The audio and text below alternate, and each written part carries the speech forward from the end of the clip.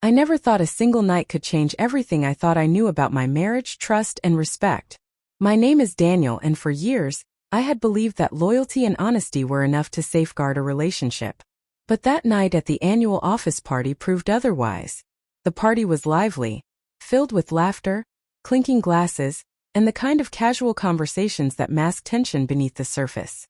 My wife Olivia looked stunning as always, her presence commanding attention without even trying. I had always been proud of her, not just for her beauty, but for the partnership we had built over the years.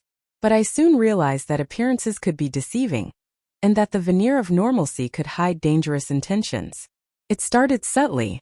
A man from her work circle, someone I had seen in passing but never considered a threat, started lingering too close, too casually. At first I ignored it, thinking I was overreacting, letting paranoia cloud my judgment. But as the evening progressed, his intentions became clearer.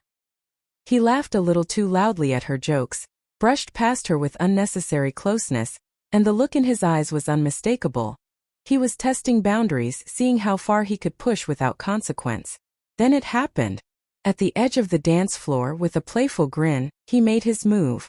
A light touch on her shoulder, a suggestion to step aside from the crowd, a whispered comment that would have been private, if not for the intensity of the moment. Olivia stiffened for a moment, but she didn't immediately push him away.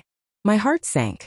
The man assumed she was receptive, or at least indifferent to my presence, and that miscalculation would be his downfall. I stayed calm, observing. I didn't want to make a scene. In public, confrontations can backfire, and my goal wasn't to create drama.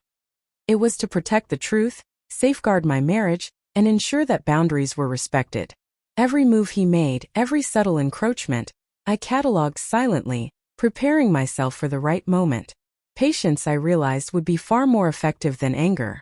I would not react impulsively. I would strike strategically. As the music played on, I positioned myself subtly, close enough to intervene without alarming others. Olivia's body language shifted, a small tension in her shoulders, an awareness of my presence, though she didn't look at me directly. I could sense the unspoken negotiation happening, her choice to engage or resist, his overconfidence in assuming she was unaware. I had to wait for the perfect moment, the exact instant when the illusion of control would break, revealing the truth in a way that no one could ignore. I waited quietly, letting the tension build naturally. The man leaned closer, his confidence unshaken, certain that Olivia's subtle hesitation was an invitation. But he had misread everything. Olivia may have been polite, even flirtatious in her usual charm, but she had no idea that I had already noticed every nuance of their interaction. The lingering touches, the sly smiles, the subtle shifts in posture. I approached slowly, my presence commanding without needing to announce itself. I didn't shout, I didn't accuse, I simply positioned myself between him and Olivia. The moment he realized I was there, his smug grin faltered.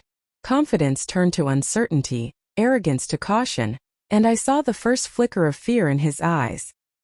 He had assumed I was distracted, that I would not notice, that boundaries could be tested without consequence. He was wrong. Olivia's eyes met mine briefly, and I could see the relief and recognition in her glance. She understood without a word that I was aware of the situation, that I was prepared, and that I would not allow disrespect to go unchecked. The air between us shifted. Tension gave way to unspoken alignment. My calm, controlled presence was more powerful than any argument, more effective than any confrontation. It told him without speaking, boundaries are not negotiable. I leaned in slightly, close enough for him to feel the pressure without causing a scene. I think it's time to step back, I said quietly, but with the weight of authority that left no room for debate. His eyes darted nervously, trying to gauge if this was a bluff or a genuine warning. I maintained steady eye contact, every second reinforcing the reality. He had miscalculated and now he was exposed. Olivia, sensing the shift, moved closer to me. Her subtle nod, a small touch on my arm, reinforced our unspoken solidarity. The man understood. He had crossed a line he couldn't retreat from gracefully. He mumbled an excuse, stammered, and backed away, the confidence that had filled him hours ago now replaced by shame and apprehension. I didn't need to say more. The statement had been made, the boundaries clearly established, and the respect restored. Olivia and I continued through the party, outwardly as guests enjoying the evening, but inwardly aligned in a way that no outsider could disrupt. I realized that sometimes the most powerful actions are quiet, precise, and unyielding. Patience, observation, and timing allow one to reclaim control without creating unnecessary spectacle. By the end of the night, the man had retreated, humiliated not by confrontation but by the quiet certainty of truth. Olivia and I left the party with our dignity intact, the lesson clear. Respect is non-negotiable, and any attempt to breach it will meet with consequences that are both immediate and undeniable. That night, the party had revealed not betrayal, but the strength of awareness, timing, and unspoken power. The final hours of the party passed quietly, yet the impact of what had happened lingered like a weight in the air. I realized that public scenarios can be deceptive. Small gestures, unnoticed glances, and subtle movements can hide entire worlds of intention.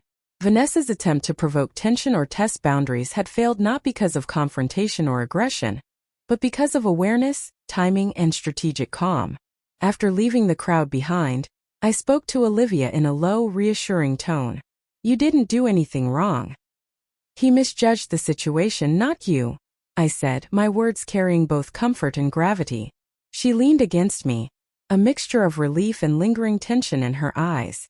The relief wasn't just about the man's failed advance. It was the recognition that together, we had reinforced trust, boundaries, and understanding. Our connection, though tested, had emerged stronger, resilient against attempts to undermine it. I reflected on the lessons of that night. It wasn't just about defending Olivia from another man's audacity. It was about observing carefully, reacting strategically, and ensuring that respect and trust are never assumed but actively maintained. Many couples ignore subtle signs, rationalize small transgressions, or allow minor manipulations to slide, but the accumulation of such oversights can erode even the strongest relationships.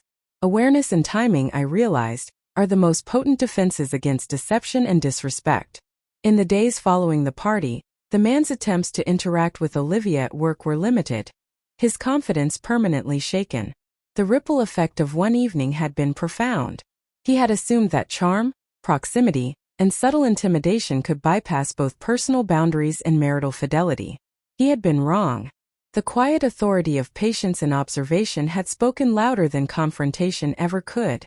For Olivia and me, the incident became a benchmark, a reminder of how carefully attention, respect, and awareness must be maintained in every interaction. Our trust, while tested, had not been broken. It had been clarified and reinforced. By navigating the situation calmly and deliberately, I ensured that no one, not even the boldest provocateur, could undermine the foundation of our relationship. That night at the party had been more than just a social gathering. It had been a lesson in timing, perception, and unspoken authority. The man's failed attempt, my quiet yet firm intervention, and Olivia's subtle alignment with me demonstrated that strength is often silent, calculated, and unavoidable. By the end, everyone involved understood sometimes the most powerful moves are not the loudest but the most precise. Trust, once threatened, is restored not through anger, but through deliberate, unwavering action.